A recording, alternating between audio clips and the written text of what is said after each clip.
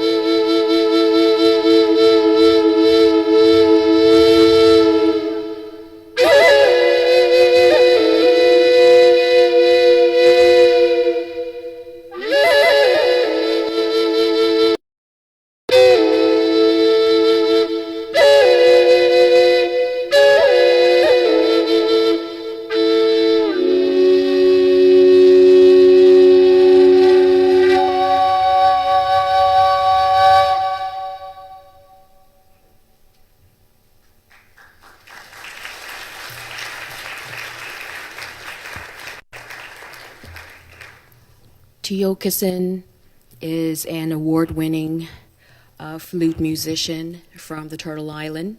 I hate to add USA behind it, but Turtle Island. And a Lakota sun dancer. Thank you very much for the beautiful invocation. So now we will have opening remarks from Mr. Mosaharu Alam. Sorry if I didn't pronounce your name correctly. Now, Mr. Alam is the regional coordinator of the climate change subprogram for the UN environment, and he has spent a significant amount of his professional time in climate change research, and worked also for the Ministry of Environment and Forests in the government of the People's Republic of Bangladesh. So let's welcome Mr. Alam for his opening remarks.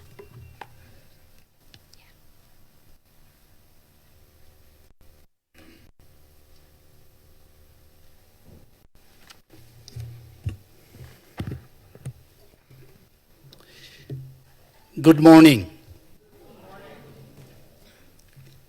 4 decades ago, and it was 1979, the specialists from a wide range of disciplines met during the first World Climate Conference and called a World Conference of Experts on Climate and Mankind. And they delivered a strong appeal to the nations to take full advantage of existing knowledge, take steps for improvement of knowledge, and to prevent the potential man-made change in climate and adverse impact of human well-being. 3 decades ago, the UN General Assembly recognized that climate change is a common concern of humanity and determined that necessary and timely action should be taken to deal with climate change with a global framework. And that delivered the United Nations Framework Convention on Climate Change. From that point of time, as of today, the latest, the agreement that the nations has put forwarded and agreed is called the Paris Agreement. Then, if we go back 4 decades from now, the climate change considered as a future problem, the problem by end of the century. Today's world, the climate change is not a problem of future. It is a problem of today. I'd like to express my sincere thanks and gratitude to the organizers for inviting the United Nations Environment Program to this gathering of the leaders of emerging, the gathering of the the leaders. Now, science is very clear. As I mentioned, it is not a problem of environment, and it is not a problem of future. It is a problem of our development and the way we are pursuing our development. It is also an issue of survival of many. Even some island nation may become uninhabitable. That is what we learn from science. If I go further, the temperature has increased almost a degree compared to the pre-industrial level. And what does that 1 degree increase means in the context of just one simple example in the rice production? And you are in Asia and consider the rice bowl of the world. 1 degree means in a simple manner the 10% reduction of your rice production. So that's the 1 degree means in terms of one particular sector I have just mentioned. If we look into the ocean have become more acidic because it has the absorption capacity of carbon dioxide, about 20 to 30% that it has absorbed And if we look into the coastal vegetation, about the 50% of the coastal ecosystem lost over past 100 years. Another example to cite, if we look into the food loss in the West, that contributed about 8 to 10% of the greenhouse gas emission during the period of the 2010 to 2016. Let me mention three recent intergovernmental panel reports. The first report is the spatial report on 1.5 degree. The second spatial report on ocean and cryosphere. And the third spatial report on the land and climate change. All these three spatial reports has reinforced what the IPCC, the fifth assessment report, has already mentioned in their report. But these three reports brought the more insight about the science, more insight about the findings, and clearly presented the sense of urgency. Now, you may think about what are the differences between the 1.5 degree and the 2 degree in the context of the Paris Agreement.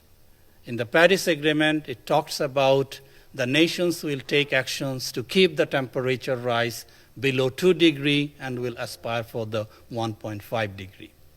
What does this half a degree means if we look into the world as one system?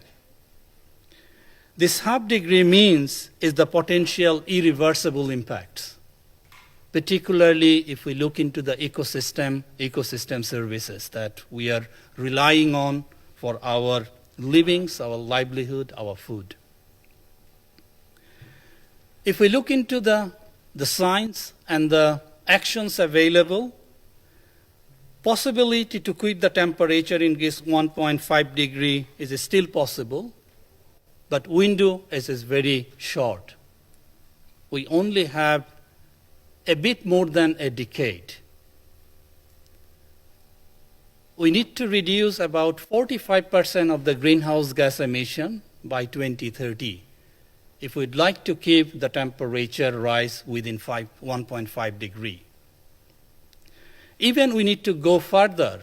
We need to become the net zero CO2 emission by mid-century, the 2050. As I mentioned, the possibility is there, but the time window is very short. As we are in the Asia-Pacific region, let me mention what is in the Asia-Pacific region that we are observing. It is known to you all that the Asia-Pacific region is the house of almost 2/3 of the world population. If we look into the projected impacts, you can name it in the context of climate change, starting from the drought to the cyclone. You will see everything is happening in Asia. You will not be able to say a single thing is not happening in Asia. If we look into the commitment of the government of this region, they have committed through their nationally determined contribution under the Paris Agreement. But if we look into the scale of action required to keep the temperature within 1.5 degree or below 2 degree, it is not yet there. There is a significant gap between the amount of greenhouse gas reduction required to keep the temperature within 1.5 degree or below 2 degree and their commitment. The current commitment, if we look into the science, the temperature increase will be around 3 degree.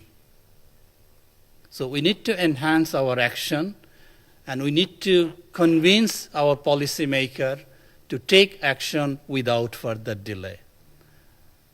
And I feel personally, the young leaders, you are in the room, you have a greater role to play. Just a couple of examples, as I mentioned, in terms of the exposure. And let me mention, if we look into the major cities in the region, and the cities are also the growth hub and the engine for the economic activities. Most of our cities are located either near the coast or in the floodplain. And the climate change is going to make more adverse impact in the area of the coastal region and in the floodplain. It means that the growth of our economy, the people's livelihood, is going to be impacted more. The sea level rise is another area which is going to be impacted the Asia and the Pacific region most. Why? Almost the 70% of the population lives in the coastal zone. And if we look into this Asia and the Pacific, the largest or the smallest country, either they have the low-lying coastal area, or they have the islands which has the coast, or we have the island countries in this region. So the 70% of the population in the region is going to be more vulnerable than today. As I mentioned, the problem is already happening. It is no longer a problem of future. If we look into the causes of the change, which is the greenhouse gas that we as a human, we are pumping into the atmosphere through our different activities, starting from burning the fossil fuel. In this region, if we look into 2000 to 2010, the greenhouse gas emission was about 5.5%, and if we compare with the global growth, it's 2.2. In this region, if we look into the top 10 countries of the world, we have the 7 countries who are contributing about 40% of the total greenhouse gas. So this region, in one hand, is vulnerable, but at the same time has a lot to do to reduce the greenhouse gases. Where this demand is coming from? If we look into the economic growth, it creates the more demand. And the demand for electricity, demand for your transport, demand for your health. So the demand is coming as our economic development is happening. Now, the question is, can we make our economic development more climate friendly? Can we make our economic growth and prosperity more the climate resilient? That is where we need to take action. This region, as I mentioned, is contributing about 40% of the greenhouse gases, but also has a huge potential in terms of introducing the larger scale, the renewable energy.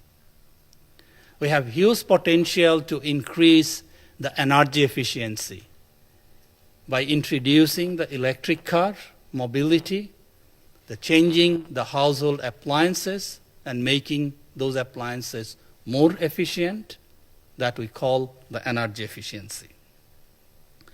From United Nations Environment Program, let me just mention a couple of things what we are trying and working with the government.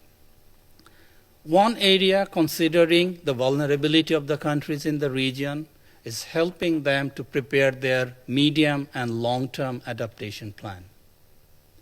And within that, based on our own experiences, our focus is primarily on nature-based solution.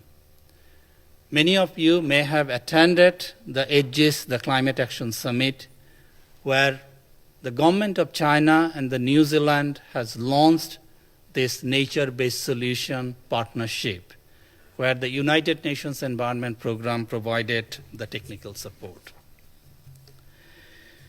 The second area that we are providing support to the countries is the decarbonization of the energy. The way we are producing energy, we cannot produce in the same way. This region is also in a very high appetite to produce the energy by using coal. And the many countries are investing in the coal. And one of the calls from the Secretary General is no new investment after 2020 in coal to produce the power.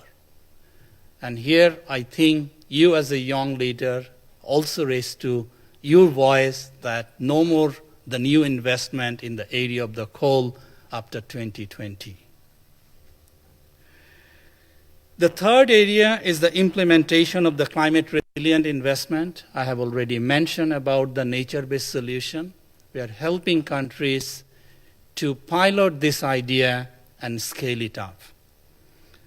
And nature provides the huge services, and if we are able to protect our nature, if we are able to protect the services that we are receiving from the nature, it has huge potential to address both the climate resilience as well as sequestering the carbon from atmosphere. So it provides the both benefit in the context of the climate change. The third point that I would like to mention as United Nations Environment Program, as a custodian of the environment within the UN family, but we are very small. And therefore we work with the partners, and the partnership is our main, the drivers and motto to address not only the climate change, is larger environmental issues as well. Let me end by mentioning two things. One is the importance of communicating the climate change is not only a problem, but also need to communicate the solution. If we continue only talking about the climate change is a problem, we'll be repeating ourselves and we'll not be able to see the changes. We need to communicate what are the solutions available and how to scale up the solution. The second thing I would like to urge you again as a emerging young leaders, the future is looking of you and your action. Thank you very much.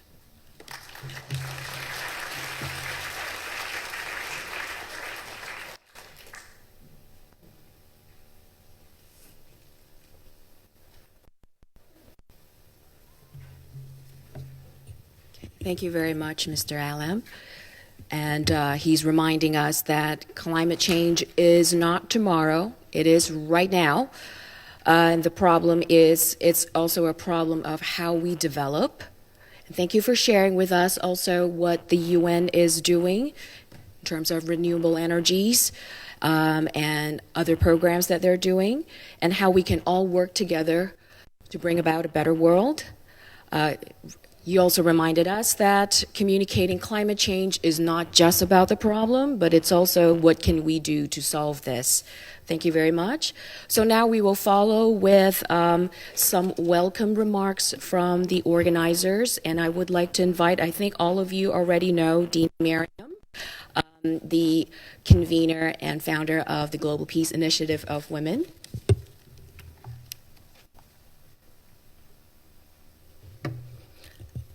Namaste, and thank you all for coming.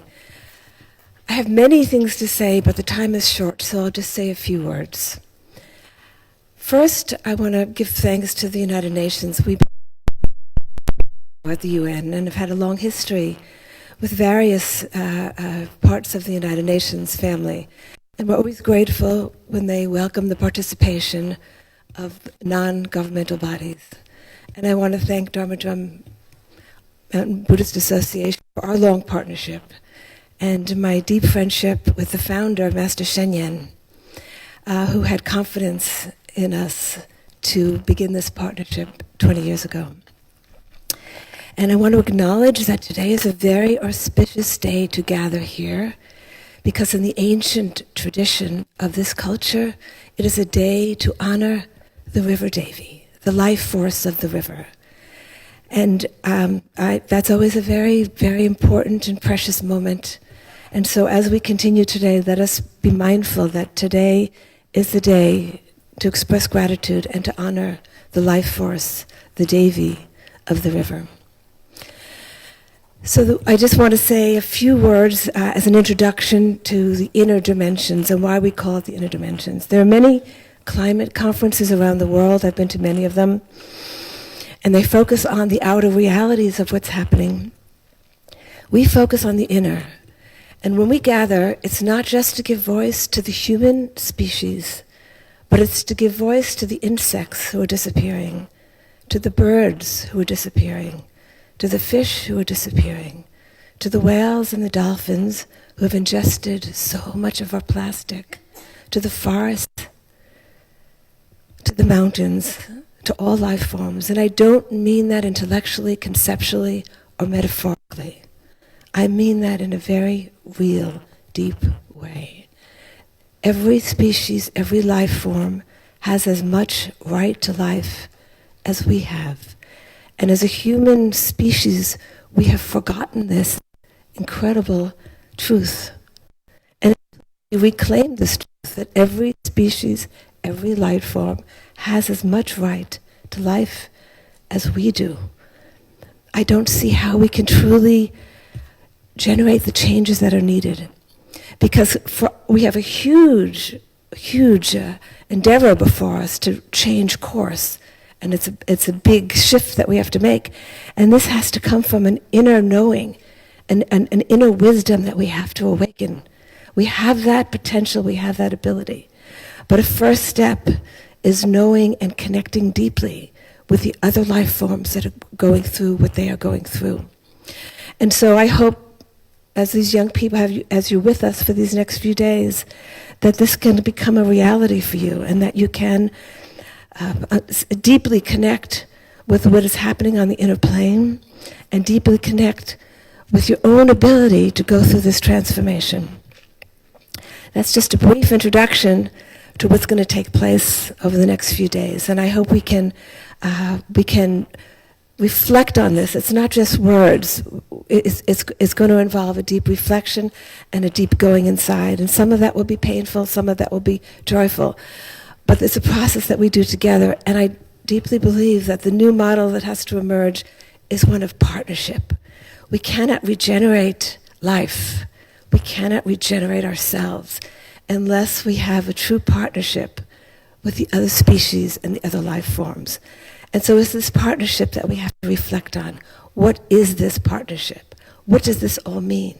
How do we have a partnership with the soil, with the microbes in the soil, so that we honor their work that they do, which sustains us?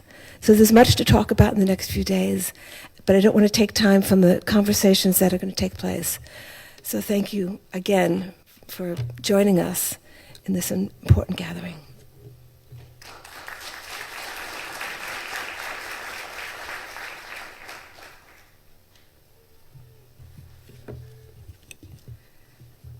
Well, the next organizer is Dharma Mountain Buddhist Association, and I guess I'm going to also share a little bit of welcome remarks. My name is Chang Ji. Some of you might know me, some of you might not. I am the representative of Dharma Mountain Buddhist Association to the United Nations. And I've been engaging in this work also. The very beginning, when I started this work, it's also with GPIW, Dina Marianne, Janelle, and also Brianne. So we've walked along this path for a very long time together. I would like to extend special thanks to Mr. Allen for your remarks about what the UN is doing, and also for joining us today. And a warm welcome to all the youth delegates. I'm still very, very touched, because just doing Around the World in 30 seconds, to see young people from all over the world, it just moves me to see all of these coming to a fruition. So we've carried out the inner dimensions of climate change regional programs over the last few years, and now brought us together for our global gathering in the Kingdom of Thailand. So the inspiration for the inner dimensions of climate change program actually emerged, what Dina has said before too, from our late teacher. So it's Master Sheng Yen, who is a visionary Chan master, and he believed in the empowerment of young people and their ability to bring change to the world. He has such a strong belief that he created a fund so that all of these things could come true. In 2006, he created a platform for youth to dialogue and connect, recognizing the inherent value of providing space for young people to come together in their common interests of creating a better world. And he also recognized that future leaders are already leading together, innovating and implementing very effective action on the ground and contributing greatly to their respective communities around the world. So Master Shengyan also recognized the great threat climate change poses to the planet, and he spoke about the fundamental interchange in mindset that is needed in order to shift our behaviors. Without this inner shift, the newly adopted behaviors still runs the risk of being superficial and temporary. The Secretary General of the historic 1992 United Nations Conference on Environment and Development, the late Mr. Maurice Strong, also recognizes this when he said, I'm just going to quote from him, "This is not just a technical issue. Everybody's actions are motivated by their inner life, their moral, spiritual, and ethical values. Global agreements will be more effective when they're rooted in the individual commitment of people, which arises from their own inner life." So Sustainable Development Goals, that is adopted in 2015, it provided a global framework of interconnecting goals to achieve a world we want and leaving no one behind. So this will require collective will and fundamental changes to our deeply rooted behaviors. And I'm very sure that we will continue to explore this and dialogue about this over the next few days. I really look forward to our dialogue today, together over the next few days in the Kingdom of Thailand. So thank you very much. Okay, so the next session is going to be a discussion groups. There will be 3 discussion groups that will be sharing perspectives from around the world based on 3 questions. So each group will be addressing a question. So the first question is, what about the ecological climate crisis most urgently calls you currently, and why? That's the first question. And then the second group will be discussing this question: what change in the mindset is needed to address this issue? And the last group will be dialoguing based on the third question, which is, what would be an ecologically and socially sound society look like to you, and what would be its fundamental values? Okay, so the first group, I would like to invite them to come up. The moderator is Heran Gao, and the 3 young people coming up to dialogue about this is Javed, Omar Dean, and Alex Epstein, and of course Abigail.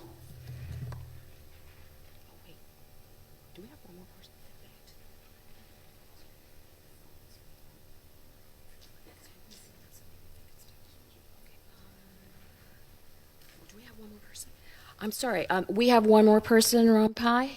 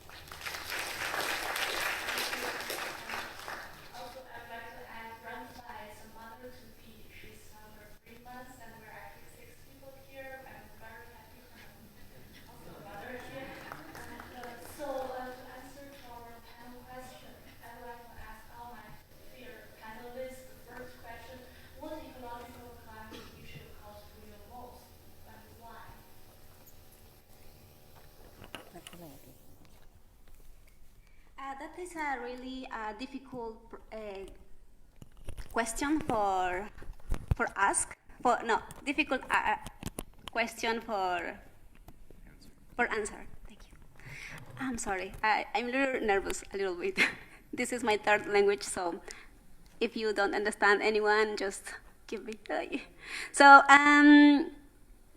because it's not the unique thing. The climate crisis is not just one problem have.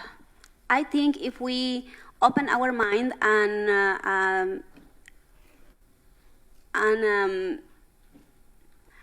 thinking about this problem in a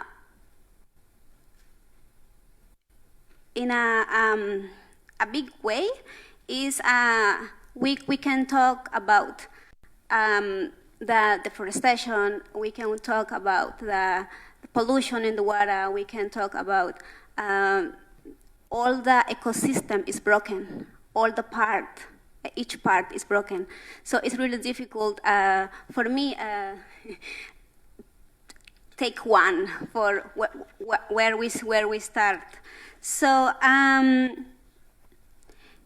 but in the last 1 year in Central America, we have the caravans for immigration. So when the caravans is just show us in a visual way what's happened, because thousands of people move out to Central America to the north, but it's in a silence way. And when the caravan is happen, we understand, wow, this is we have a problem, a big problem, or maybe it's not a problem.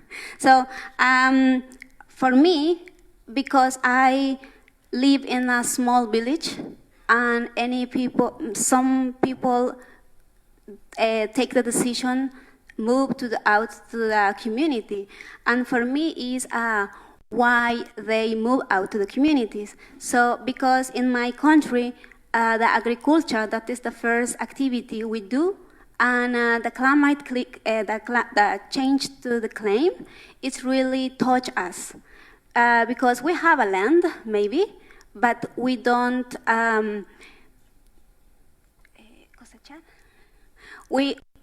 our garbage is not really but we lost many cultivate, and so and in the other hands, the youth and all the people change the way for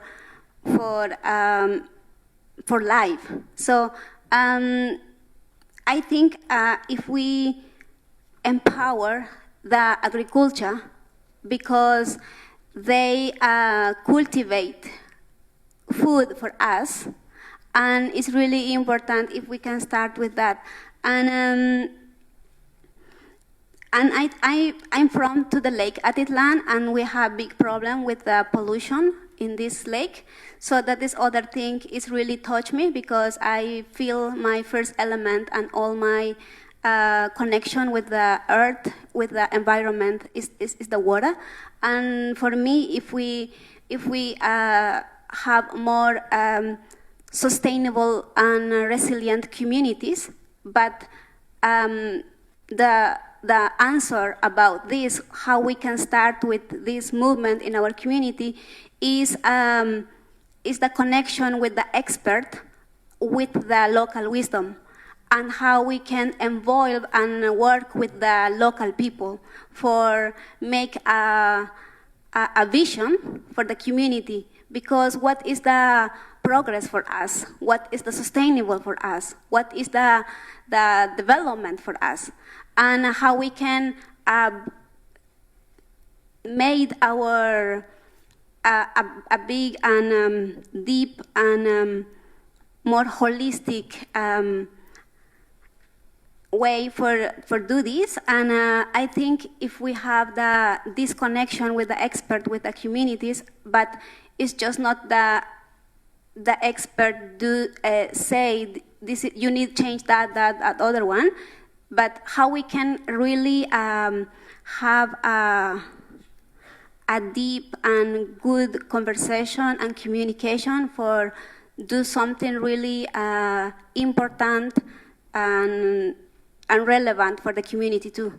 So I think that is my a little bit knowledge about that, and I think if we can start with create movement where we involve the communities and our knowledge, that is really important for do.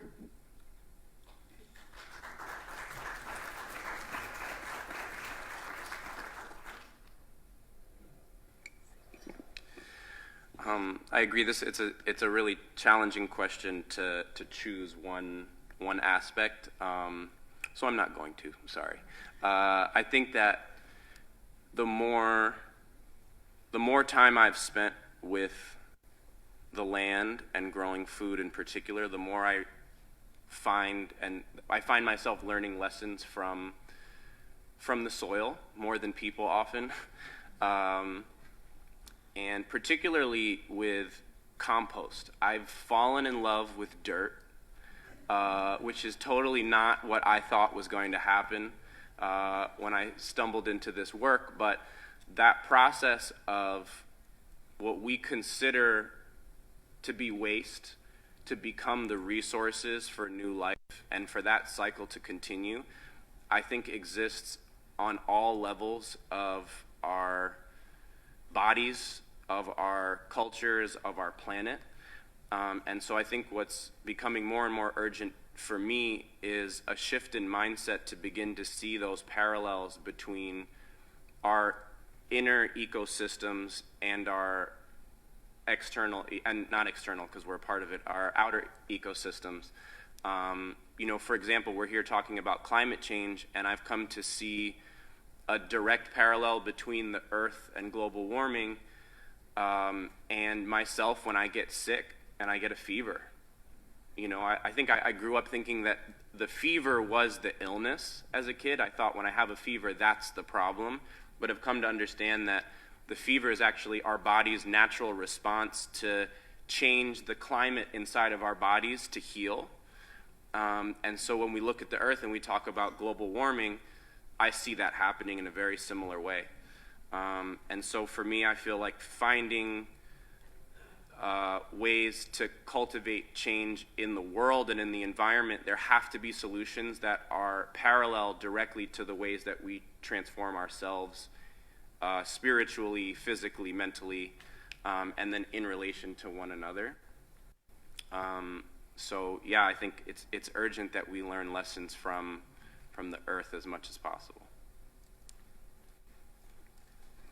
Thank you, Alex. I would really like to add to the fever part, because when people are angry, you tell them to cool down. So as people from China nowadays, we only hear on the big news about how to make money, how to give incentives for people to buy more. They encouraging the desires, the greed, and that's what really you feel what's heating up. And I totally agree that the climate change is like a fever of the earth, and the only way we can cool down is if we find the power from inside, that if we know who we really are, like if you find your passion with compost, if people know who we are and where we're from, then we really cool down. We become peaceful again.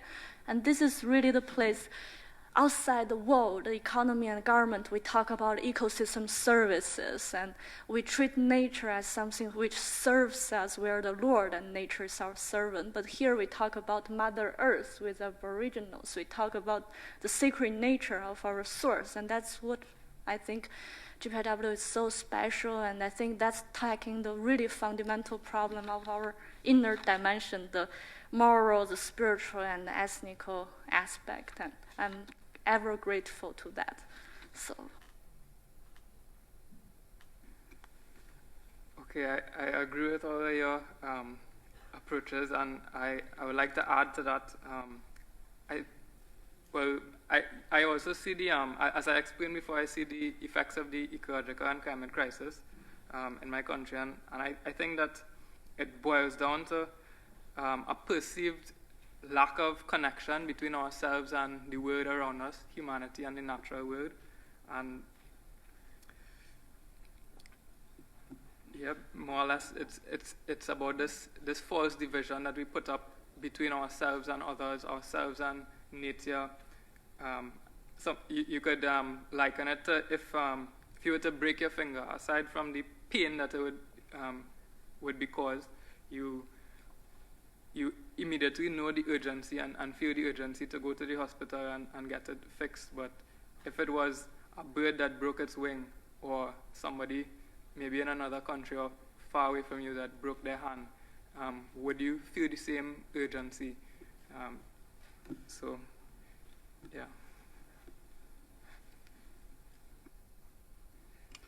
Hi, yeah. As we live in the community, me and my husband, and in our community, we see the crisis that coming up is we are disconnected from everything, from the nature, from the story of the origin, like our ancestor. We disconnected from our soul and the spirit. Like in our body, 70% or more than that is water, and the water is sacred, and we disconnect. And so, I mean, because we disconnect from ourselves, so it makes us not knowing what we are doing and how we should live. And so it's make things like we rely on the other people, especially big company, to do that instead of us. So right now what we can see is lead to the crisis of the food security, especially when we work with seed. Right now we all give the power to the big company to make the food for us, to even sell the water for us. When I was young, I lived in the village with no electricity, and I feel like I live very close to the nature, and we feel very rich because we have our food. We can go foraging. The water is clean from the river, from the creek. And so it's like the connected between human and nature is very deep, as our ancestors used to live and transfer this knowledge to us.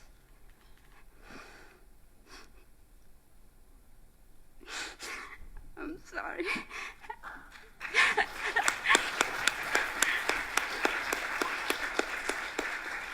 Thank you, Ranfai. And as my personal experience working with the mothers group, I sense that in common, women feel a more close relationship with the earth, but also luckily some men. And working with the mothers group, it's very interesting. Sometimes crying can solve most of our problems. Usually in the mothers gathering, we talk about our issue, the problem we're facing, and we cry together. And after that, we automatically find solutions. So I also find that very touching. So as we still have like 10 minutes left, I would like to ask every peers here, maybe you can give 1 or 2 sentences of what you think is the most important dedication or contribution to this, to the problem. We needed touch for first we need to recognize that climate change is touch everyone in different level, but we touch us. And the second thing is, I don't know what are you doing. I don't know where are you work. I don't know where is your position in your country, but definitely, if you work with education, you work with the environment, if you work with politic things, we need you. We need you. We need us. And in my local ethnic, so in the Mayan cosmovision, we believe all of us, we need it. We are interconnected. So just invite you. I don't know what are you doing. The problem is not easy for resolve, so we need it. And just we have a principle. The Popol Vuh ends with this and says, "Let's go, everyone. Nobody is left behind." So that is really important right now. And if we can make relationship, a radical collaboration is really important right now. And if you are expert in something, maybe technology, maybe something, you need to share this with the communities and involve the communities for be part to the solution. And is that, and we have a lot local leader in the communities. We need involved with them and work with them. And that is my point. Yeah.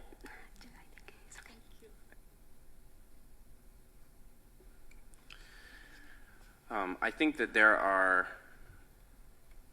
so many layers to the issues that we're dealing with, and there's a lot of pressure for us all to solve all of those problems together. And I think that we need to find ways to address the issues of climate change and colonization within ourselves and the world at all levels at the same time, from the smallest and most local and inner level to like global political and economic work. But for us, we can't as individuals do all of that. We can actually only do a very small part of it. And so I think that there's a lot of pressure for people to come up with solutions that are scalable. And I have been I found myself caught up in that for so many years, working in a nonprofit and an NGO. In order for that organization to survive, we have to claim that we've figured out the solution that can solve everybody's problems for them, and that is colonization. That is a reflection of the problems that got us here in the first place. So I actually think we need to begin to peel some of those layers back and work really small at really small and local levels, and then connect with one another. I think that growth comes from the connections and the relationships that we have with one another in the small and local work that we're doing. That becomes the global work. And so that's why I think that opportunities like this are so important, because we can learn from one another and not actually feel like we have to take on everything at once as individuals, but find our very specific role. And in contrast, really define what is not our role. And I think that, something that I really admire so much about Abigail is that she works within her community and works with the folks from where she's from. And I don't. The community that I've worked in for 10 years is not my own. And so there are a lot of roles that should not be mine. There's a lot of ways that my leadership is about not being a leader in my work. And so I think it's important that we all, as much as we define what is our role and our purpose, we understand what isn't and accept that and embrace that, and then connect with people who we complement and complement us as much as we can.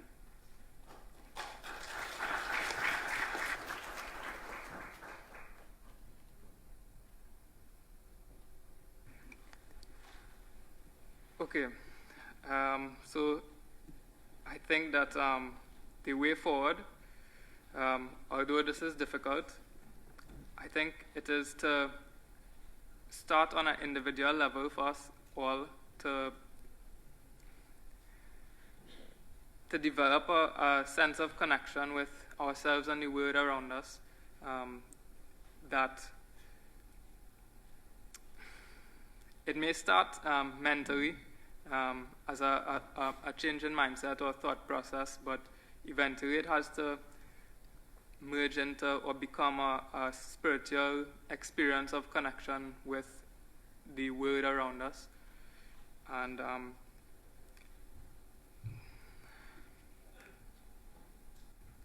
I believe that a society that we would aspire towards would take on something to the effect of maybe a hive of bees or a flock of birds, where individuals would be able to naturally and fluidly adapt to the needs of others as well as the needs of the society, and progress perfectly as a species.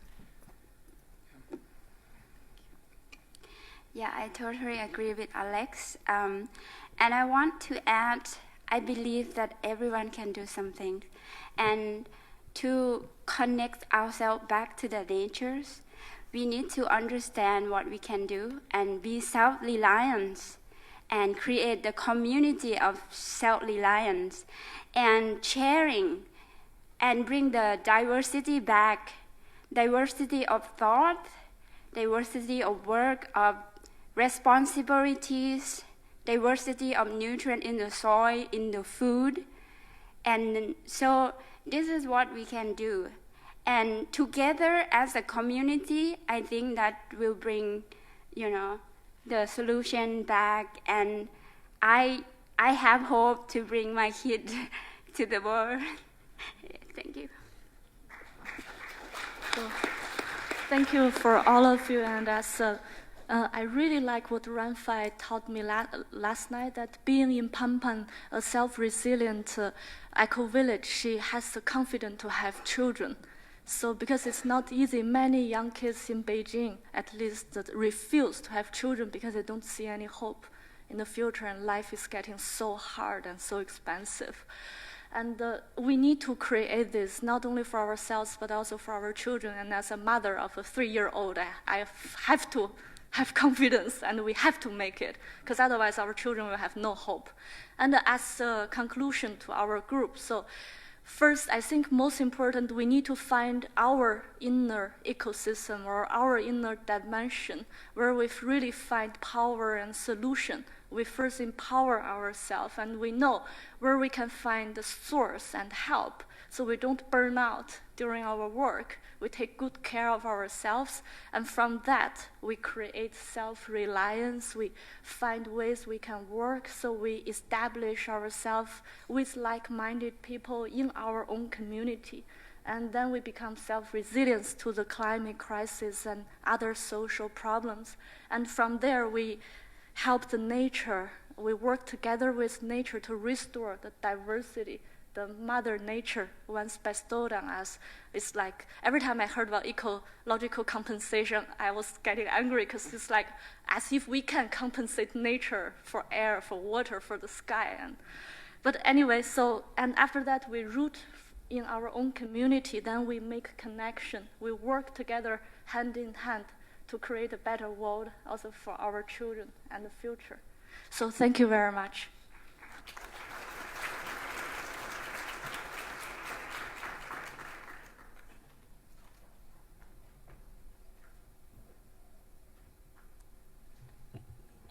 Thank you.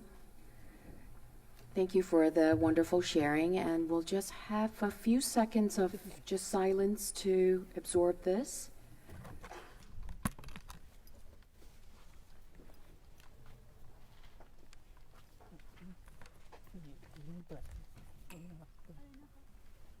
Okay, so we're going to have the next session.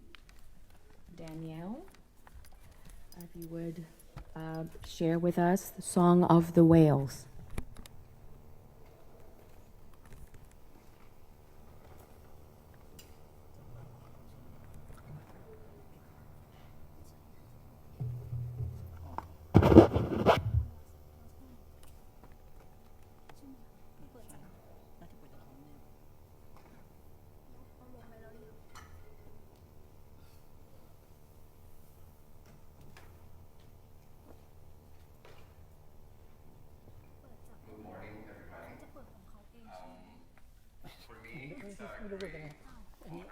Pleasure to share something very close to my heart.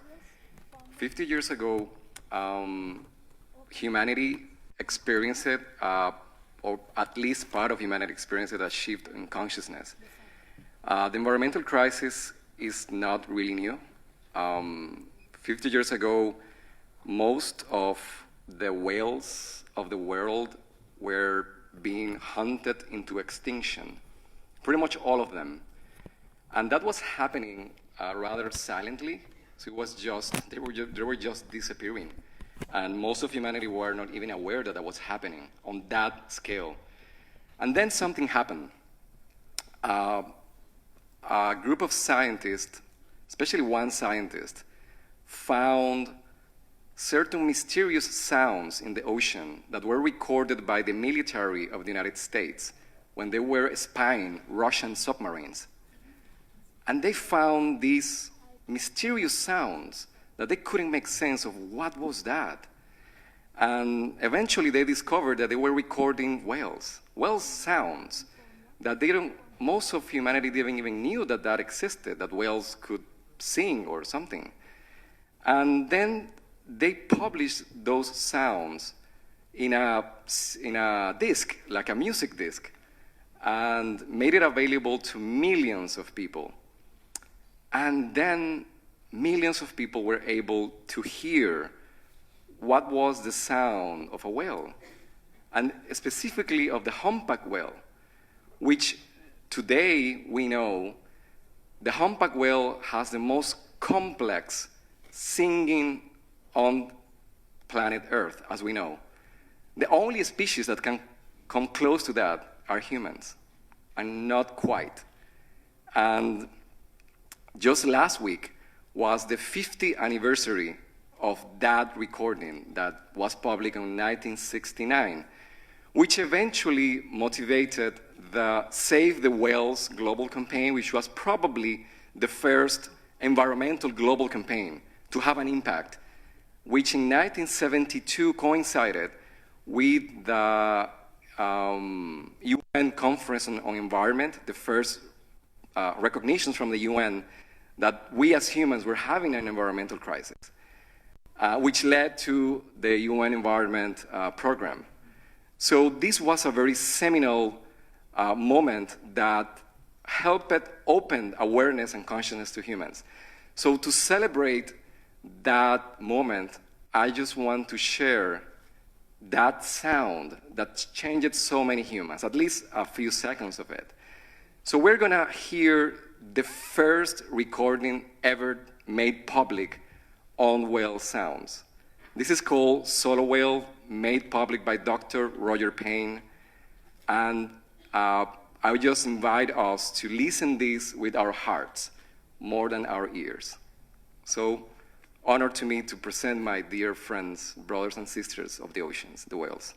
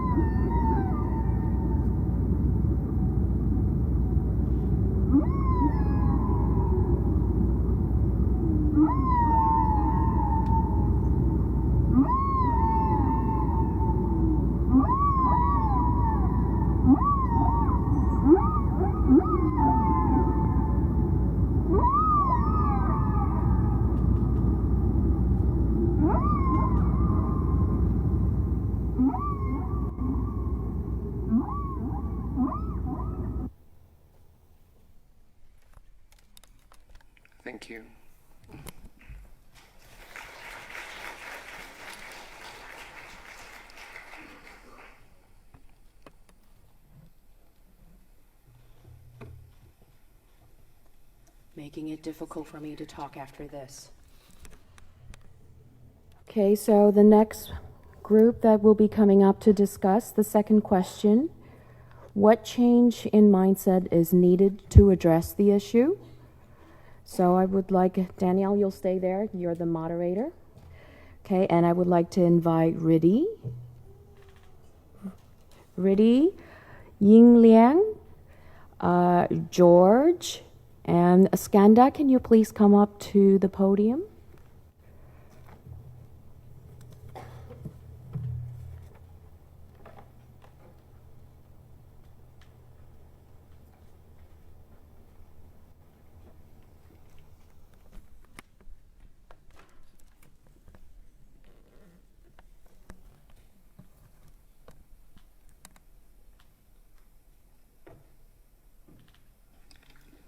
So now that my friends are joining the panel, just to share that pretty much all marine biologists, they have absolutely no clue about what the whales are saying. Like, no idea. There is no biological explanation of why they will do such a complex sound. So asking indigenous people from New Zealand, Hawaii, Alaska, Greenland, they say whales are praying to Mother Earth. Mainly that, please, Mother Earth, give time and give your mercy to humans so that they remember again how to take care of the Earth. So that's one way of listening to this. It's an honor, again, to open this panel, because it's a conversation from the previous panel that addressed what's going on. And we would like to explore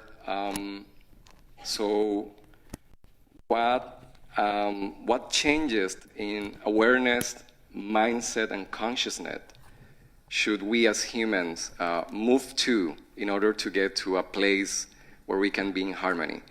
And I want to invite our friends in the panel to present themselves and what they're doing, who they are, and then we will move a little bit more into what we feel and think about this topic.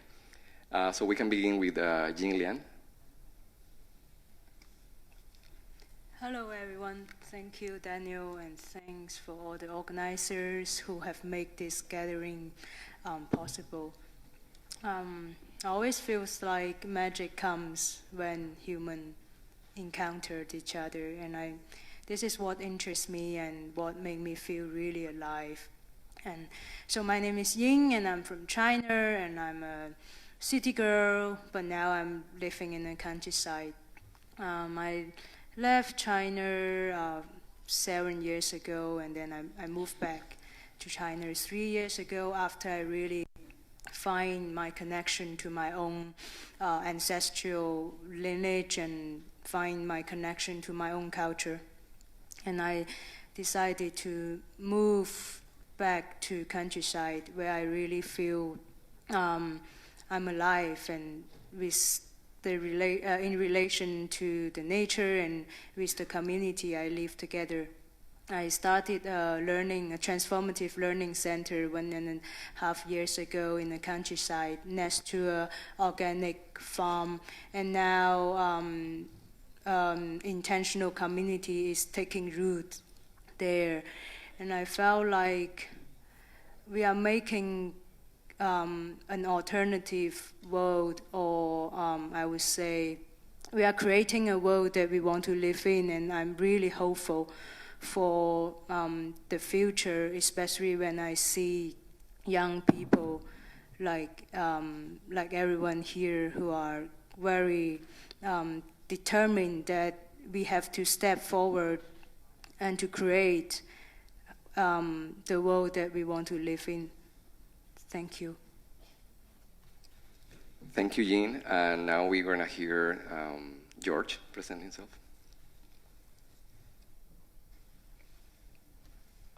My name is George Chamaket. I'm a delegate and a representative from Africa. My My work is I deal and work with different indigenous communities from Kenya, based in Kenya, where we are working to promote and encourage indigenous knowledge in terms of ways of indigenous food, indigenous the clothing, cultural songs, and all the other indigenous wisdoms around the country. I happen to have been raised in rural areas where we used to live in a very in deep inside one of the communities in Kenya where we most likely we work to we are like the ambassadors of how we still host and have the indigenous knowledge with us. One of the things we are handling is that we are doing and also to encourage other communities to stand up and come to track and bring these their various indigenous knowledge in order to answer some of the problems we are facing, unlike the previous days where we didn't have such problems. So that's what we are doing, and we are doing to involve all the ages within the communities. These are young ones, the old ones, and in fact even the individuals, the students who are interested to do their research. So that's what we are doing, and we are trying to make sure that they also understand to track where they've come from and ways on how by doing this they will all get to know where they are going. Is actually by when you've understood where you're coming from is actually when you will be focused and understand where you're also heading to. Thank you, George. And now we move from Kenya to India. I request everyone to close their eyes and just be silent for a minute while I do an invocation to the earth, the light, the water, the wind, and the feminine energies that sustain us.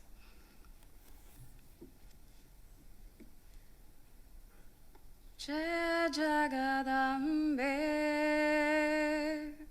Jagadambe Ma Durga, Jai Jagadambe, Jagadambe Ma Durga, Ma Kali Durge, Namo Namaha, Ma Kali Durge, Namo Namaha, Jai Jai Jagadambe, Jagadambe Ma Durga, Jai Jagadambe, Jagadambe Ma Durga.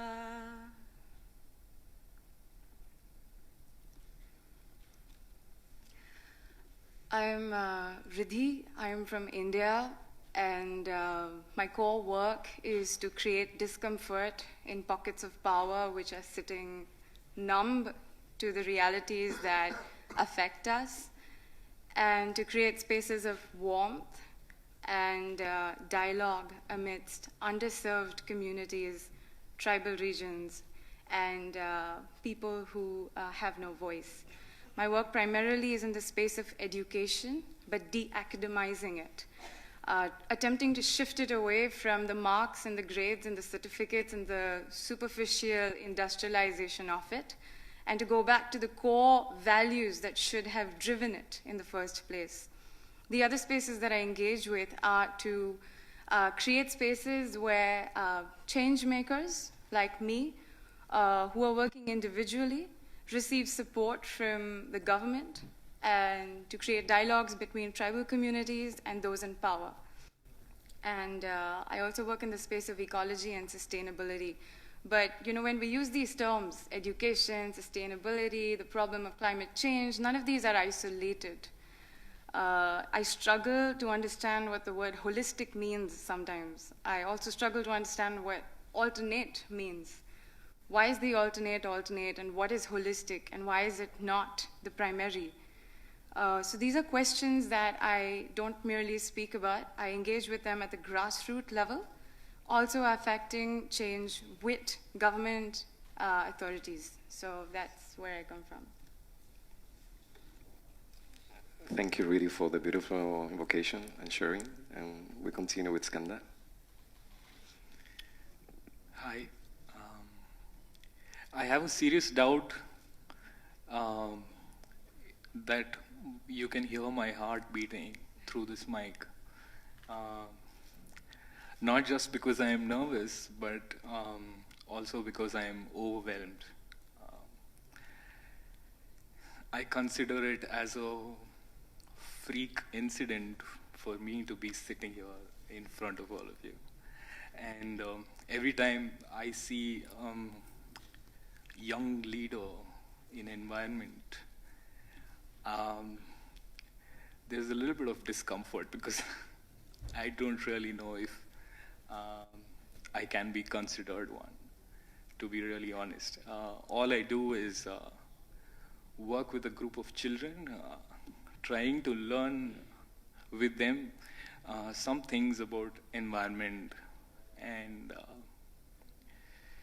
I'm in great conflict being in that position also, because my work is a bit frustrating because I am right now struggling with this fact that what we do as part of education is highly intellectual. It's only serving the intellect, and to be at GPIW, I take a lot from this space because I get inspired to move this whole aspect of education towards feelings, emotions, and spirit. Yeah. Thank you. Thank you. Thank you, Skanda, and thank you all for your introductions. And now that we get to know better who we are, there seems to be a common ground on community sharing and somehow on the field of learning in a quite broad sense.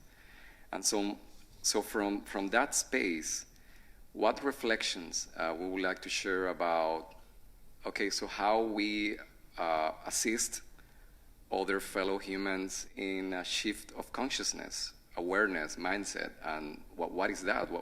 What kind of awareness it's being called upon humanity at this moment?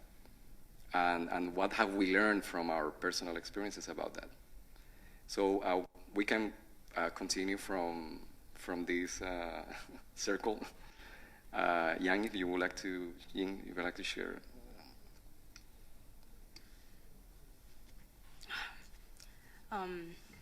In our last panel, I have heard a couple times that we mentioned this word biodiversity, and I want to link the loss of biodiversity to the loss of diversity in our value system. And this is what in our learning center, what we want to reintroduce to our fellow participants. And I could say that the lack of diversity in our value system is manifested in many aspects of our society, like in agriculture, in forestry, in our education system, in how we define success, and in our lifestyle, and in our language. And I really treasure all the accents when we speak, and I don't feel like, even though when I was a kid in school, teacher encouraged us to speak like a British accent or American accent. And I used to kind of look up to that. But after I realized, well, I'm so proud of my Chinese accent, and I love to listen to all the Indian accent and the Singapore accent, and they are just so beautiful. And so it's so daunting, for me it's so daunting to see a homogenized society and where everything is just so mechanical or robotic and standardized. And I feel like if we don't see or we don't enable this diversity, we don't allow this lens to see the beauty within the diversity. Of course, we don't value the biodiversity in our natural world. And so in our learning center, whichever program we offer or whatever form it takes, we realize at the end that what we are trying to do is to push the slow down button or even the stop button for people who come from the city. And only when they have an empty space, they could realize, wow, who they are.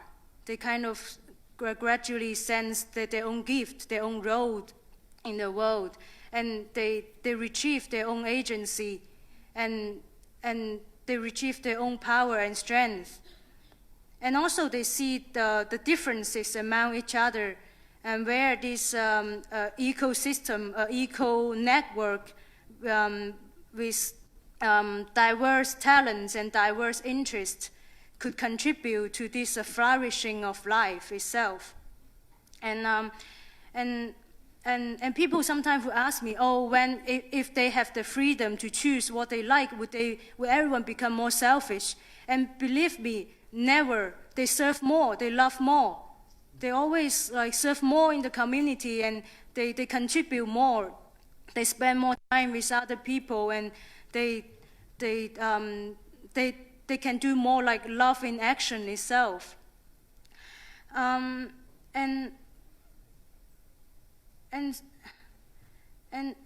I believe that only if we see the value in ourselves, we can see the value in all creatures.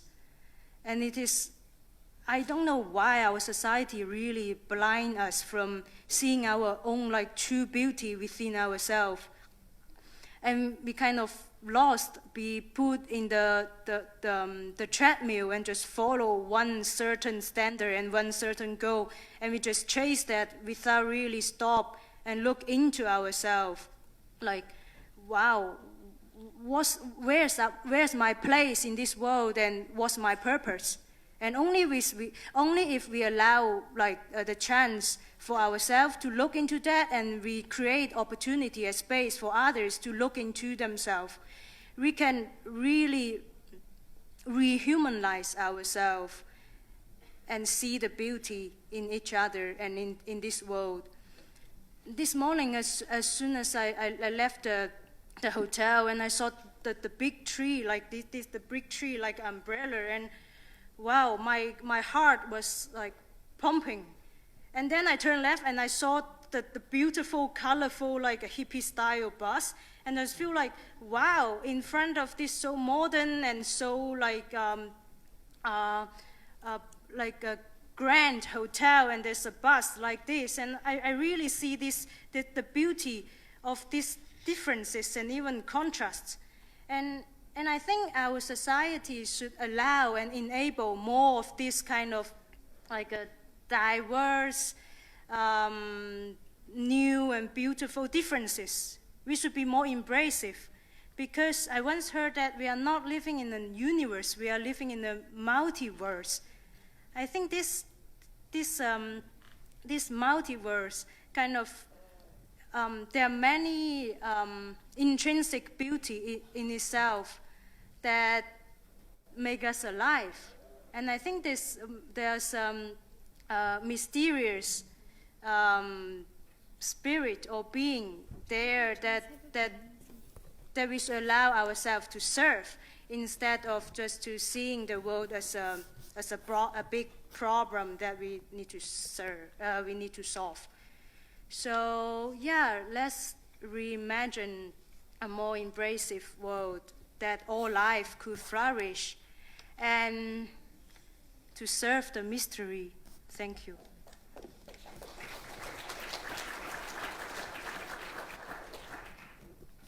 Thank you, Ying, for your such deep reflections that we're going to dig in the many visions that you have shared.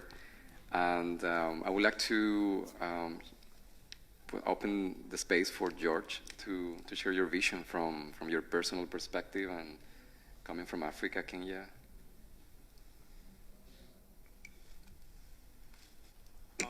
Thank you very much for the time and the space. Talking about climate change by itself is so deep, and it's very wide when we all bring in the topic about climate change. From what have been shared and what we have heard, most of us, we are now aware and we all know what is it about climate change. For me, my take is when we all are in this environment and coming from different backgrounds and different environment and different experiences, what comes in my mind is about what is this best language we cannot use. We have to apply. Is it our very different dialects or the languages we are all speaking? Well, we all have to find the best language to actually interpret and have our various understanding around climate change. Hence, you have to realize that we need to not to talk about and actually only communicate to our physical bodies, but we need to target what is our target point of what we need to speak to. Hence, we need to actually realize that the main point here and the goal to talk about and to speak to is our inner souls. These are our inner spirit, since these are the invisible kind of our minds that we need all to talk to. I think this is an environment where, and our minds where when we speak to, we all interact and we understand each other.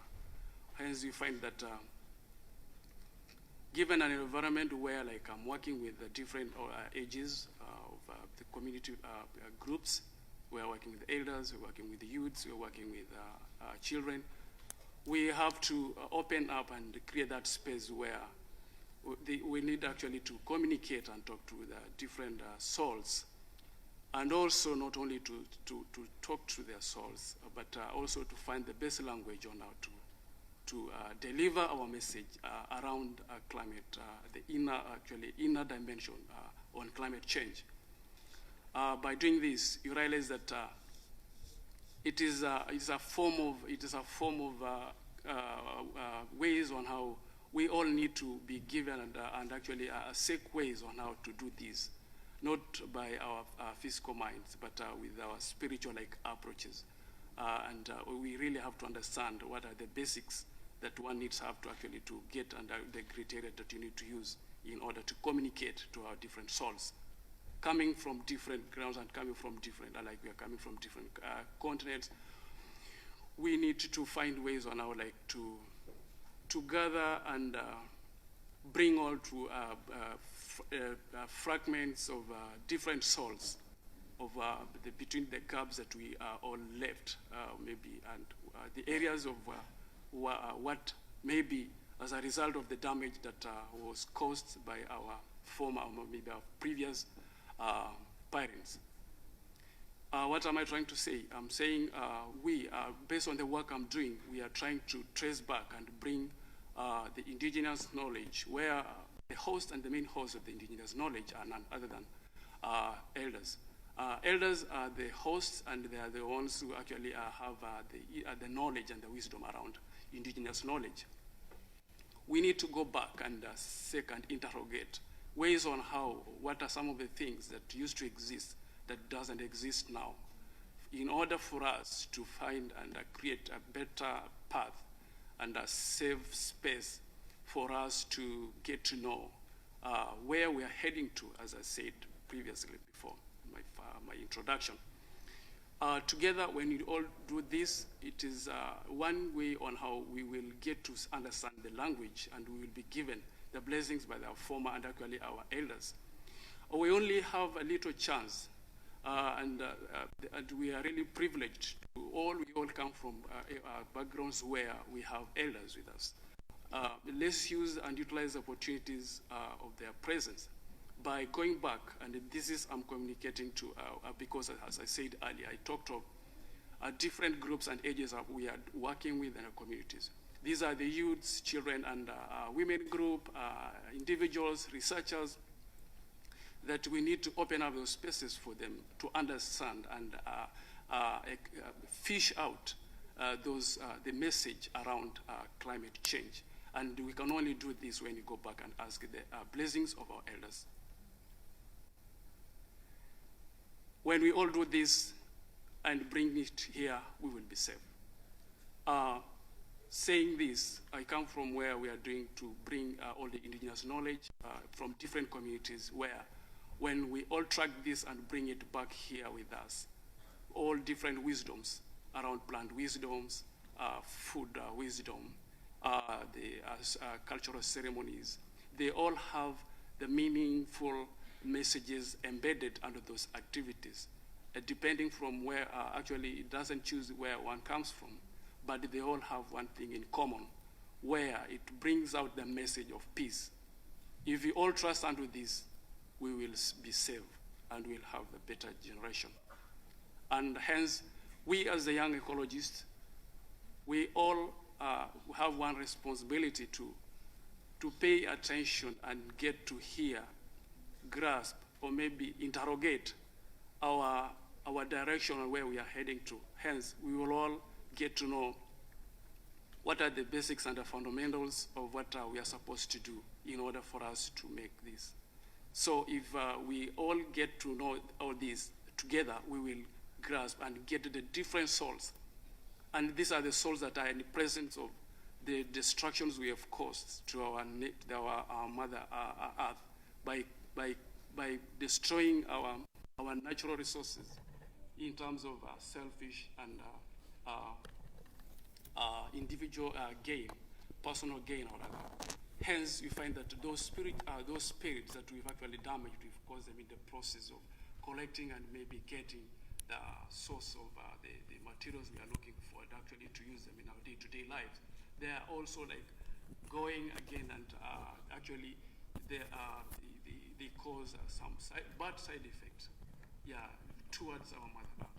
Hence, our Mother Earth actually helps back by giving us negative forces, where you find a scenario where like areas where you used to have productive and actually we used to depend to get our main food, totally refusing, totally they're actually giving us a negative treat. You realize that what are some of the effects that when we all don't pay attention to listen to this, we realize these souls that have actually caused side effects in our environment. You realize that we are losing some of the ecosystem, like our birds are going dying, and you realize that is the direction we all need to ask and get to listen. Where are we heading to? Thank you, George, for these deep reflections. And so now we will listen for the reflections of reading. There's some of the things that I want to address based on what the other panelists have said. The word homogenized that Ying used. The generalization of diversity, the industrialization of everything that is unique is something that has brought us to where we are today. And the emphasis that George puts on togetherness and peace. Now, these are words that one will not hear in a conventional climate conference. what we will hear is levels of carbon footprints, and we will hear values of metric tons of this or that, and we will hear the pH values of water and soil, but we will not hear words such as indigenous values. We will not hear terms such as not encouraging homogenization of everything, and we will definitely not hear people come with a space such as Alex did in the previous panel, where he said that because I grew up in the city, I grew up disconnected from nature and therefore disconnected with myself. The difference that I'm trying to bring up here is the difference that we all have to address. The fact that the very nature of the vocabulary which is used by people in power, by people in formal positions, by the decision makers is very different from the vocabulary which we use. Who is the we? The we which, we, it's people who are attempting to connect once again with the environment and with our set of ethnic values. And why is it that we are beginning to reconnect? What created the disconnect in the first place? What created the disconnect in the first place is the idea of the other. That what happens somewhere else does not affect me. An earthquake in X country does not affect anything in Y country. That we are all different from each other, that we are not affected by what happens to someone somewhere. That very idea is what is creating a further deepening of this crisis. The other is what we heard a member of our gathering say right in the beginning. With all due respect, to call nature a service provider boils my blood. Boils my blood enough for me to work relentlessly when I leave from this forum. To call nature a service provider is where we fall short. To refer to the ecology as a space which will serve my needs, my wants, and that's about it. This dialogue is one which needs not to be filled with merely peace and goodness and a calm disposition, but also an aggression which is going to cause the requisite ripples.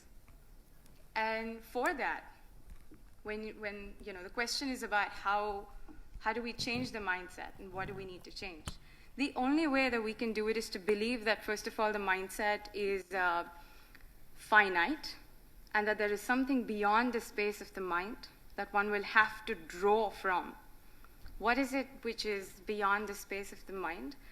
Maybe a power, a force, something that we need to ensure that doesn't, something that we can draw from so that we don't deplete our energy, so that we do not lose our courage, and so that we continue to build clarity as we work. There are certain things which I feel will really spark this, and for that I will take a minute extra to dive into my personal journey as encouraged by our moderator, because I believe so firmly in the power, the space of education, and the fact that you can create magic in every single minute within the classroom, because you have 20 to 40 to 60, and in India even 100 children per classroom. There's an open forum to inspire, there's an open space to ignite, and we use it so mindlessly. We just complete the curriculum and we focus on the syllabus and we don't do anything beyond that. I do believe that the space that we can look at is not merely the space of farms and ecological centers, but also schools, where the next generations can be brought into the folds of this mega movement. And because I come from a privileged setup, I grew up in an elite urban part of Mumbai. I completely resonate with what Alex said. I grew up away from nature, and I grew up in a very industrialized space. But because I decided very young on that I have to do something about this, the sense of purpose and call was so strong that I decided to abort everything that screamed privilege. And even then, I can't wash it off me. And for that, the personal experiment that I did was that I gave up all my degrees and certificates, and I sit here today after having worked maybe 14 years at the grassroots level, engaging with every important government body that there has been, working with prisons, working in conflict regions near the borders, without a CV or a resume or a visiting card or an Instagram profile or a LinkedIn, anything, as someone who does not function on credentials and certificates, but as someone who functions on ground with direct experience. And I would urge the young people to do a few things. One is to become so relevant and so important that the government comes knocking at your doors and you don't have to bang their doors for funds and for support. To be so powerful at what you do and to channel something so strongly that the MNCs and the conglomerates need you to understand how to undo some of the damage, need you to really make their movements stronger and more meaningful. And the last is to not be disheartened by the loneliness of this process. This process, for people who are in it and deeply involved, it can be extremely difficult, it can be extremely struggleful, and I do believe that knowing that there are gatherings like this, which are semi-formal and informal, bringing people like you and me together, that they exist, and that support will come as long as we stay true to our purpose. So, closing words, don't look at changing mindset. Access the boss of mindset, that which is beyond the mind, that which is more powerful than the mind, that which exists within you, that which is resonating through every being, every cell, every part of this universe. Access that and you're set. Yeah. Thank you, Ridi. Beautiful. And so we have the final words of Iskandar with his experience and reflections. Do you have something to share, Daniel, before I do? Because I am interested to listen to what you say. Yes, I will. I will make the final summary after you, so you will hear me. I promise.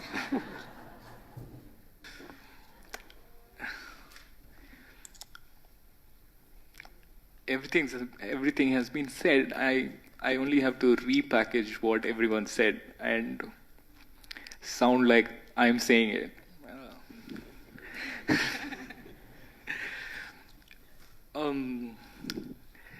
Very fundamental mindset that I have is every time I walk into a room where I have to talk, I'm burdened with this desire to sound intelligent or to say something impressive, and that's something I want to get rid of, and that's coming from, I think, from my own reflection. I think that's coming from the kind of education that I got. That you walk into a room, you have to be the best or you have to be the most impressive. And I'm struggling with that. I don't want to be that. And now bringing the same thing to the space of environment, like when Daniel shared the Song of the Whales,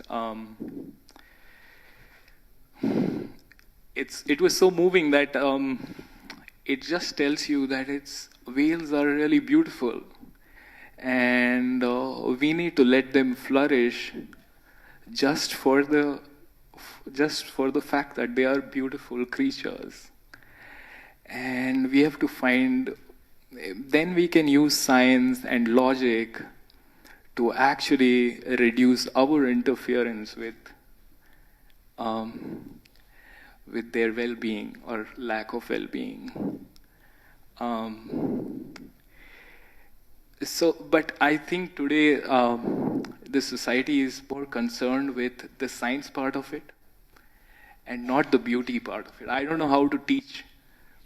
I mean, as a teacher, I work as a teacher. I don't know how to teach, how to bring in a sense of, how to make somebody see the beauty in things.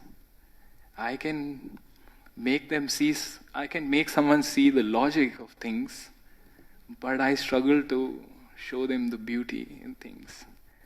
And yeah, that's what I have to say. Thanks. Thank you, Skanda. That felt quite right to me, so thank you. You didn't want to do it, but you did it.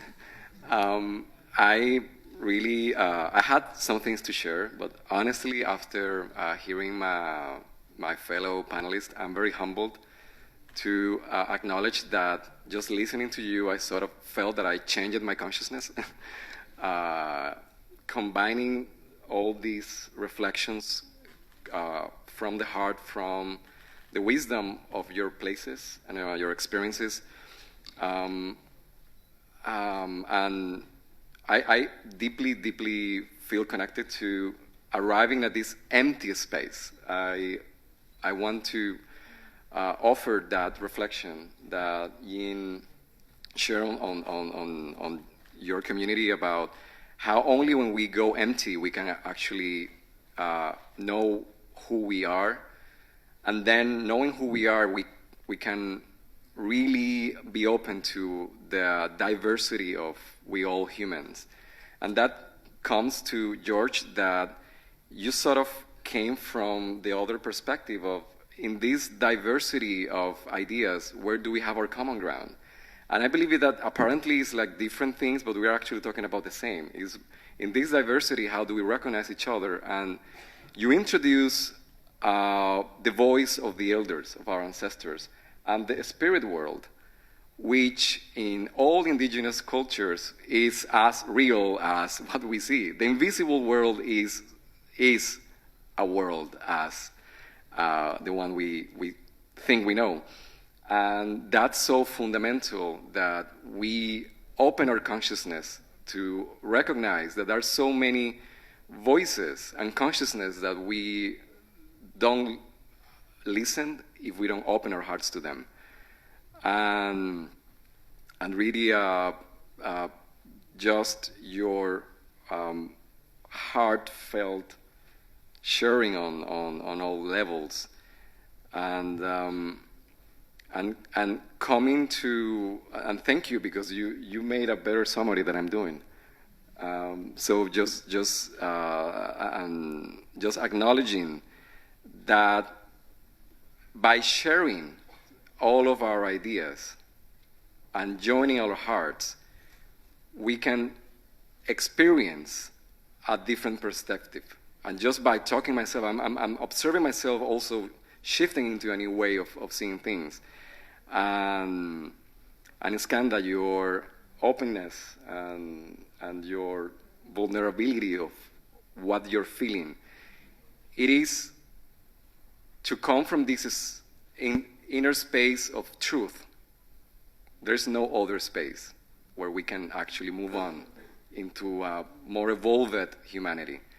I would like to invite Riti to close this panel with a beautiful chanting that is by sharing our gifts that we become who we are. Can you do a song and not a chant? Yes.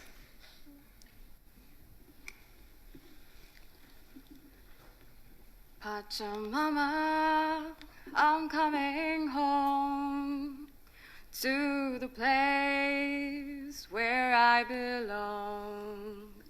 Pachamama, take me home to the place where I belong. I wanna be free, so free, like the flowers on the trees. Wanna fly high, so high, like the eagle in the sky. Pachamama, I'm coming home to the place where I belong. Pachamama, take me home to the place where I belong. I wanna be free, so free, like the flowers on the trees, like the birds in the sky, like the dolphins in the like the dolphins in the sea. But there's no high, there's no low, there's nowhere I should go. There's no high, there's no low, there's nowhere I should go. Just inside a little star, telling me be as you are. Just inside a little star, telling me be as you are. Pachamama, I'm coming home to the place where I belong. Pachamama, take me home to the place where I come from.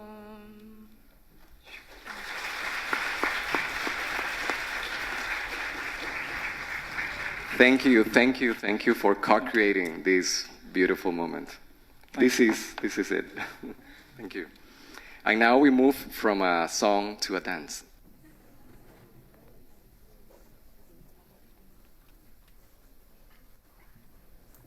Thank you very much. That was a great session. Just makes me feel that, there is a difference between just being human versus a human with greatness. Just being human is just doing what is expected and just your responsibility. But what we've witnessed so far from the young people is that we see that these are human with greatness. It's because they go beyond the call of duty and they stretch and they go into this very deep, vast space of unknown, of this pregnant space of new emergence. So thank you very much. And our next session, again, is called Dance for Peace.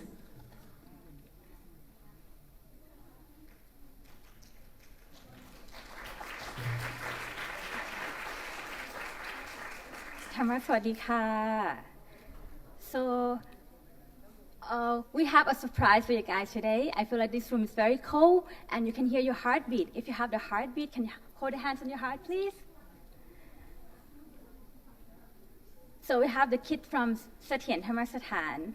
So we have the kids that have trained to be the leader, the young generation, to serve the world. And we have the girls from Dance for Peace projects that try to connect everyone with their heart. And our technique that we use dance technique. So we have some words that we want to ask you guys to join us. I'll come upstairs. So this one, we call, everyone going to be the light in the dark. Can you hold your hands up? So the candles and the light can go, make the light shine all around the world. And then if you have the clicks in your hand, that's for wisdom. We have 2 times of clicking. And then after that, we have the Dara pose here. 1 hand up, 1 hand down. So 1 hand giving the compassion to everyone. Thank you. And the other hand for blessing everyone for the best wish and best luck. And lastly, wherever we go, we give all the happiness and all the blessing to everyone in the world. And lastly, this is the peace that have your hands together. Equality. This is we said it from dance. Okay. Hopefully you guys ready. So let's try to dance this one together. Can you stand up, please? Ooh. So we have a lot of leaders that we try to connect you guys with the beat and the dance together. So when you hear the music, just follow them. Okay. Hands up, the candles. Om Tare Ture Soha. Om Tare Ture Soha. Om Tare Ture Soha. Om Tare Ture Soha.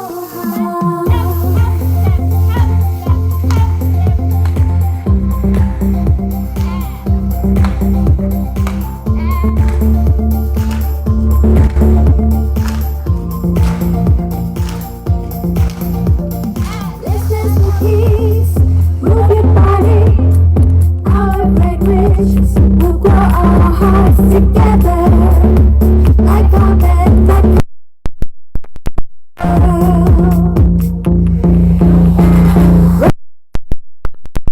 shine like a star. Let's stand together because for us it's like our home. Please have our heart. No matter or wherever we can connect each other, pass down the love to plant a giant tree we have never had. We send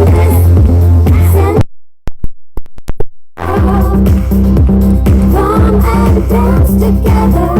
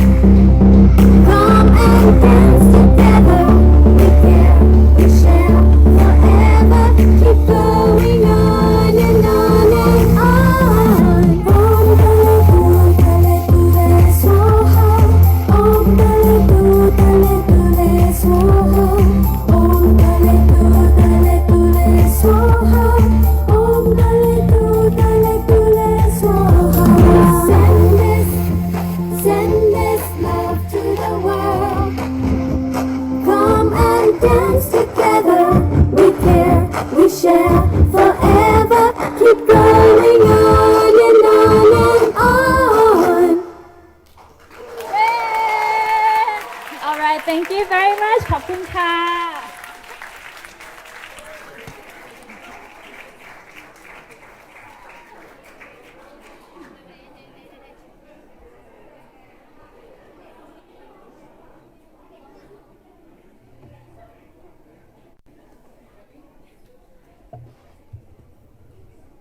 Is everyone awake now? Great.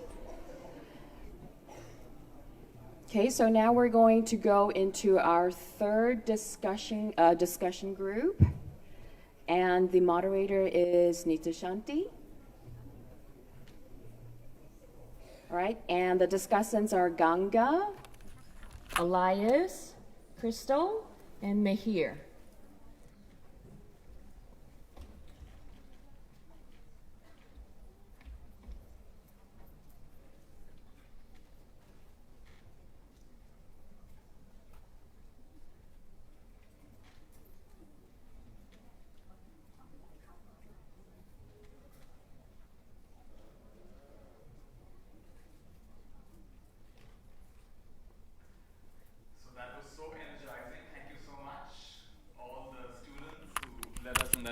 It was so energizing to be with all of you.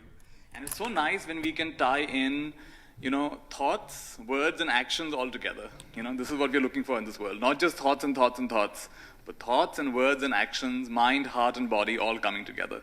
One of my friends said that the heart of the problem is a problem of the heart. And, at the end of the day, if I ask you, what do you remember from today? It'll be those moments that touched your heart, isn't it? We don't remember everything. If I ask you in the last panel, what do you remember? Or the first panel, what do you remember? It was those moments that touched your heart. That's what really stays with us. So I'm going to challenge all our panelists today to share with us what touched your heart and what was important to you in your journey. And I'm sure when you share that, we speak from your heart, it's going to touch everybody else's heart. We want to go from the head to the hands, and what's in between is the heart. So we can't convert that head stuff into hand stuff unless the heart is touched. So we're going to start with each one of you sharing some examples from your life. Maybe tell us some stories about what got you into the work that you're doing, why that work is important to you. And then we'll address our topic as well. Our topic for today is about the ecological and socially sound society that we want to create, and what are its foundational values. One set of values already emerged as we were discussing, and I asked each of the panelists, what is one word that you'd love to, share with this group? And everyone shared their word. So I'm going to ask each one of you to share your word with the group. And they get a sense of what you're representing or what you want.